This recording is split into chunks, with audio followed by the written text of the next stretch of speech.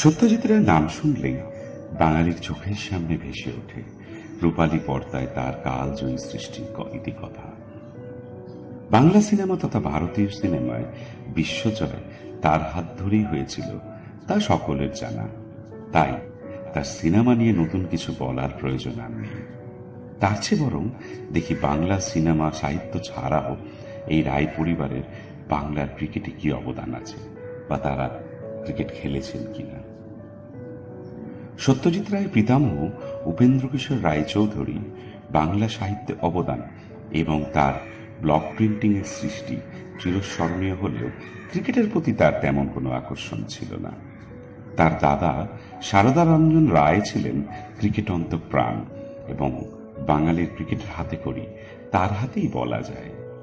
পরাধীন ভারতবর্ষের ময়মনসিংহ জেলার স্কুলের গণ্ডি পেরিয়ে ঢাকা কলেজে ভর্তির পর সারদা রঞ্জন তার ভাই উপেন্দ্র কিশোর, মুক্তিদা রঞ্জন, কুলদা রঞ্জন এবং প্রমোদ রঞ্জন সহ আরও কিছু ছাত্রকে নিয়ে তৈরি করলেন Dhaka college of cricket club. আবার কলকাতার আসার পর তৈরি করলেন টাউন ক্লাব, যেখানে নিয়মিত ক্রিকেট খেলা ছাড়াও সারদা রঞ্জন খেলাধুলার নিয়মের বই প্রথম বাংলায় সংকলন করেছিলেন।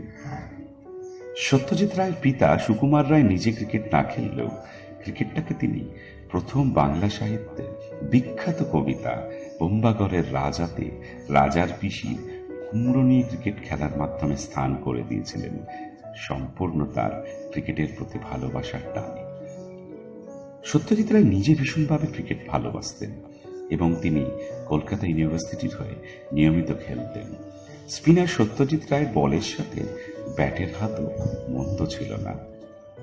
পরবর্তীকালে চিত্র পরিচালক সত্যজিৎ রায়ের পরিচালিত 36টি সিনেমার মধ্যে বেশ কিছু সিনেমাতে ক্রিকেটের প্রভাব পরিলক্ষিত হয়েছে, যেমন তার অমর সৃষ্টি ফেলুদার বাদশাহী আংটি সিনেমাতে জানা যায় ফেলুদা কলেজ টিমে স্পিনার হিসেবে গুরুত্বপূর্ণ সদস্য ছিলেন। আসলে সত্যজিতের সৃষ্টি শ্রেষ্ঠ চরিত্রটাতেই নিজের প্লেয়ার সত্তাটা প্রস্ফুটিত করতে চেয়েছিলেন। আবার তারিণী খুড়োকে অমর করেছিলেন ইংরেজদের দলের বিরুদ্ধে মার্তণ্ডপুরের হয়ে 92 রানে 5 উইকেট পড়ার পরে তার ম্যাচ জেতানো অপরাজিত 243 রানের ইনিংসের মাধ্যমে। তারিণী খুড়োর ব্যাট ছিল রঞ্জিত সিংজির 1900 সালে মিডলসেক্সের বিরুদ্ধে করা অপরাজিত 202 রানের ইনিংসের যে ব্যাটে খেলা, সেই ব্যাট। এছাড়াও কাঞ্চনজঙ্ঘা সিনেমাতে ইন্দ্রনাথের ভূমিকায় ছবি বিশ্বাসের নিজের 96 রানের ইনিংসের বর্ণনা আজও পর্দায় দেখলে দর্শকদের নিয়ে চলে যায় ক্রিকেট রূপকথার দেশে। আর অরণ্য তৃণরাত্রিতেও ক্রিকেট জায়গা করে নেওয়া এটাই প্রমাণ করে সত্যজিৎ রায়ের ক্রিকেটের প্রতি তার ভালোবাসা। হয়তো তিনি নিজে বড় পর্যায়ে ক্রিকেট খেলতে না পাওয়ার আক্ষেপ পূরণ করতে চেয়েছিলেন নিজের সৃষ্টির মাধ্যমে। বাংলা ক্রিকেটের গুরু যিনি বাবুজি নামেও পরিচিত, সেই কার্তিক বোস ছিলেন সত্যজিৎ রায়ের নিকট আত্মীয় এবং তার আমা স্ট্রিটের বাড়িতে প্রায় সত্যজিৎ রায় যেতেন নিখাদ ক্রিকেট আড্ডার টানে।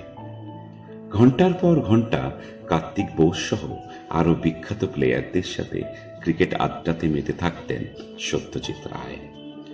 সত্যজিৎ রায়ের মতন বহুমুখী প্রতিভার অধিকারী খুবই বিরল।